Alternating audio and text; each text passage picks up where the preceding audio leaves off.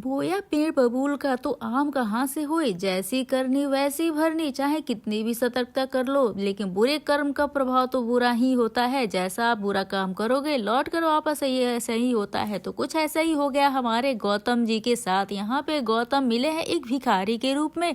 जी हाँ फ्रेंड्स, आपको भी सुन के थोड़ा अजीब लग रहा होगा, लेकिन कुछ ऐसा ही आज के एपिसोड में प्रोमो में आपने दिखाया होगा कि जहाँ पे गौतम एक भिखारी के रूप में जहाँ पे वो टकरा जाता है माही के साथ और सभी देख उससे शॉक्ड हो जाते हैं। लेकिन कहानी जो है बहुत ही ज्यादा इंटरेस्टिंग होने वाली है। तो नमस्कार दोस्तों, आप सभी का स्वागत है मेरे यूट्यूब चैनल पे आपके अपनी पसंदीदा शो अनुपमा से जुड़े एक नए अपडेट के साथ।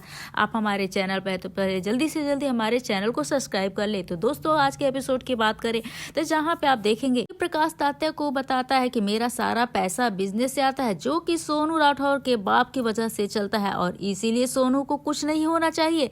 अब यहाँ पे तात्या भी चिंतित होता है। अनुपमा तो अब हमारे लिए जो है एक तरह से खतरा बन जा रही है। अब भाई अनुपमा जिस चीज के पीछे पड़ जाए तो वो तो ऐसे छोड़ने वाली नहीं है, नहीं तो वो तो प्रकाश भाऊ को छोड़गी और ना ही अपने बेटे के कातिल जो है यहाँ पे सोनू को। तो यहाँ पे अनुपमा ठान ही लेती है कि वो सोनू को पकड़ के ही रहेगी और उसने देख लिया है प्रकाश भाऊ के साथ।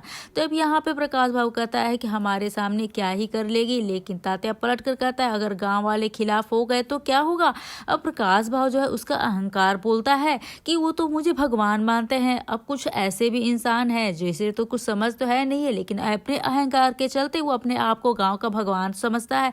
करता है तो कुछ ऐसे ही लोग बुरे होते हैं कि जो दिखने में कुछ और अंदर से कुछ और ही होते हैं। तो यहाँ पे कुछ ऐसा ही हो गया है। तभी कुछ गाँव वाले पहुंच जाएंगे और कहते हैं कि हमने सुनने में आया है कि औरत आपको बदनाम करने की कोशिश कर रही है, आप आदेश दीजिए कि हम संभाल लेंगे। अब प्रकाश भाव का इतना रुतबा है कि गाँव वाले उसके एक आवाज में बहुत कुछ करने को तैयार है, क्योंकि उसको भगवान जो मानते हैं और किसी भगवान को बदनाम करेंगे तो वो इंसान तो उसके लिए खिलाफ हो ही जाएगा।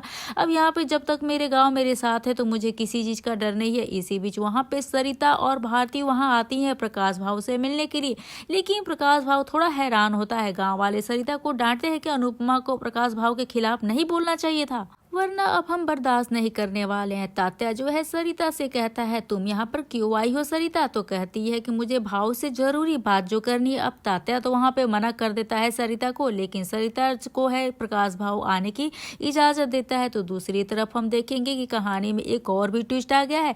अब जहाँ जो है प्रार्थना के पेट में पल रहे बच्चे को ख्याति जो है अपना आर्यन बताती है और जो यहाँ पे ख्याति वापस जाने का फैसला करती है और वो कहती है कि मैं अपनी बेटी और अपने बेटे आर्यन को खतरे में नहीं डाल सकती हूँ। अब यहाँ पे मीता माही भी सहमत होती हैं, लीला भी सभी साथ देते हैं और अनुपमा को छोड़कर घर जाने की बात करते हैं। हमारे घर में मर्द हैं, अब हम उनको बता देंगे कि वो हमारी मदद के लिए आ जाएंगे। लेकिन अनुपमा कहती है कि मैं किसी को भी परेशान नहीं करना चाहती। अभी तो अनुपमा अकेली ही है कि जो कि सारी चीजों को हैंडल कर सकती है। भाई इतनी जो है कॉन्फिडेंस और कहें कि इतनी ताकतवर है कि वो अनुपमा के जो है कुछ भी कर सकती है, उसका तो कहना ही नहीं है। और ख्याति और लीला वापस जाने के लिए कहती है, लेकिन प्रार्थना रुकने का फैसला करती है अनुपमा के साथ। लेकिन लीला कहती है कि तुम खुद का ध्यान भी तो नहीं रख सकती, इसलिए तुम्हें हमारे साथ चलना ही होगा। पर मीता परी से कहती है कि मेरे साथ वापस चलो, लेकिन परी जो है यहाँ पर साफ इंकार कर देती है कि मैं जो है अनुमा के साथ ही रहूंगी। अब लीला किंजल से कहती है कि आप घर लौट चलो, लेकिन किंजल भी कहती है कि मैं भी मम्मी का साथ नहीं छोड़ सकती। अब ये दोनों इतने जो अनुपमा से प्यार जो करती है और जो प्यार करता है उसे खतरे में छोड़कर तो कोई जा ही नहीं कर सकता है। तो राही भी रुकने का फैसला करती है, लेकिन लीला बार बार अनुपमा को समझाने की कोशिश करती है। लेकिन अनुपमा एक ऐसी पर्सन है जो अपने छोड़ नहीं सकती। अब जिस चीज के लिए यहाँ पर उसे लाया गया है तो बिना काम को पूरा किए हुए जा ही नहीं सकती है। तो यहाँ पे अनुपमा ने साफ साफ मना कर दिया है और समर और गिरजा को न्याय दिलाने के बाद ही मैं जाऊंगी। इस तरह से अनुपमा अपना फैसला सुना देती है। अगर किसी को भी जाना है तो वो जा सकता है, मैं किसी को रोक नहीं रही हूँ, लेकिन मैं नहीं जाऊंगी। अब इस बार दशहरे पे प्रकाश भाऊ का घमंड में और सोनू के पाप को जो है ना उसको जला कर ही रहूंगी। अपने बेटे समर को मैं न्याय दिलाकर रहूंगी और मैं ऐसे नहीं जाऊंगी। इसके बाद लीला और ख्याति सबके साथ वहां से चली जाती हैं, लेकिन देविका, राही, किंजल, परी और जसप्रीत सभी अनुपमा के साथ वहीं पे जो है रुक जाती है घर सरिता के गाँव। तभी अनुपमा कहेगी कि भारती और सरिता ताई कहाँ है। दूसरी तरफ यहाँ पे सरिता प्रकाश से माफी मांगती है और कहती है कि मैं अनुपमा की तरफ से माफी मांगती हूँ, उस गिरजा पर भी शायद भूत प्रेत का साया है, मैं उसको घर में नहीं नहीं रखना चाहती थी, लेकिन अनुपमा जो है ना मेरी नहीं सुनी, तो हमें माफ कर दो प्रकाश भाव। यहाँ पर प्रकाश भाव कहता है कि गिरजा जैसी भी हो मेरी बेटी है, मैं उसे माफ कर रहा हूँ। सरिता खुश हो जाती है। प्रकाश की पत्नी यह सब देख रही होती है,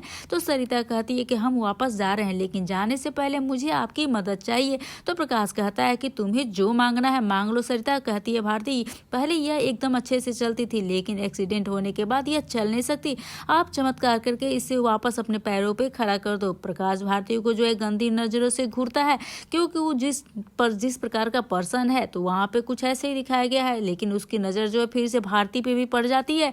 तो कहते हैं कि मुझे ठीक कर दीजिए, आप जो कहेंगे मैं वो करूँगी, मुझे बस अपने पैरों पे खड़ा होना है। तो सरिता और भारती प्रकाश से अनुरोध करती हैं, उससे कहती हैं कि उससे विनम्र निवेदन करती हैं। प्रकाश कहता है कि इसके लिए तुम्हें यज्ञ में बैठना होगा, और भारती इस बात के लिए सहमत भी हो जाती है। अब ये तो बहुत ही जो है यहाँ पे शॉकिंग न्यूज हो गया, कहीं यही कहानी का अगला मोड़ होने वाला है, जहाँ पे भारती फंसेगी और उसे बचाएगी अनुपमा, लेकिन और उसके सिर पे हाथ भी रख के आशीर्वाद देता है। अब भारती सरिता को देखकर थोड़ी सी घबरा जाती है। दूसरी तरफ अनुपमा को जब ये बात पता चल गई कि गिरजा घर में है ही नहीं, तो वो पूरी तरह से बौखला जाती है, परेशान हो जाती है। देविका और किंजल भी परेशान होते हैं। अनुपमा कहती है कि राही, भारती और सरिता भी पता नहीं कहाँ चली गई है।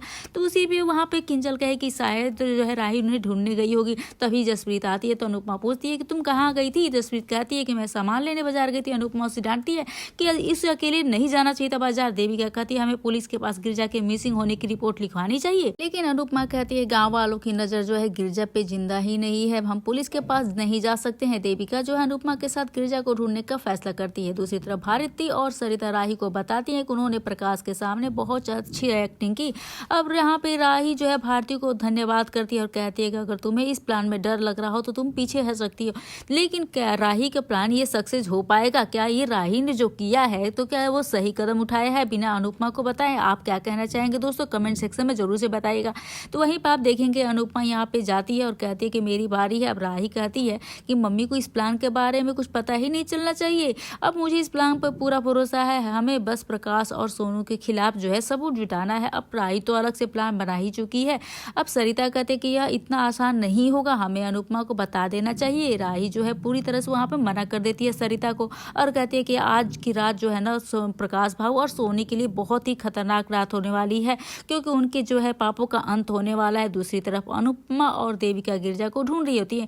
इधर लीला और बाकी सब अहमदाबाद पहुंच जाते हैं, लेकिन यहाँ पे ख्याति का कुछ अलग ही रंग देखने को मिलने वाला है। यहाँ पे कहती है कि मैं प्रार्थना को कुछ दिन के लिए कोठारी हाउस लेके जा रही हूँ। लीला मना करती है। ख्याति कहती है कि मैं वहाँ प्रार्थना का अच्छे से ध्यान रखूंगी। तो लीला कहती है कि मैं भी प्रार्थना का ध्यान रख सकती हूँ, प्रार्थना मेरी बेटी, इसके पेट में मेरा आर्यन है। लेकिन मीता जो है लीला से कहती है क्या बेटी कुछ दिन आपके मायके नहीं जा सकती है? तो यहाँ पे मीता सपोर्ट करती है ख्याति का, लेकिन इस कपल के बीच में एक कड़ी और जुड़ गई है गौतम की, और उसके जो एंट्री हुई है वो पूरी तरह से शॉक करने वाली है। तो यहाँ पे गौतम की एंट्री बहुत ही शॉक करने वाली है, क्योंकि गौतम एक बन गया है भिखारी, और भिखारी के वेश में उसे जो है माही से टकरा जाता है। लेकिन क्या ये फिर से गौतम की कोई चाल है, या फिर वो वाकई में वैसा हो गया है, उसकी बुरी दशा हो गई है? तो क्या कहना चाहेंगे गौतम की इस एंट्री को लेकर? आप अपने कमेंट हमें सेक्शन में जरूर से बताइएगा। तो मिलते हैं हम नए वीडियो के साथ, नए अपडेट के साथ। अगर आप हमारे चैनल पर पहली बार हैं तो जल्दी से जल्दी हमारे चैनल को लाइक कर लीजिए, सब्सक्राइब कर लीजिए। वीडियो को आज कैसा लगा तो ये भी हमें कमेंट सेक्शन में जरूर से बताइएगा। तब तक के लिए बने रहिए हमारे साथ। राधे राधे एवरीवन।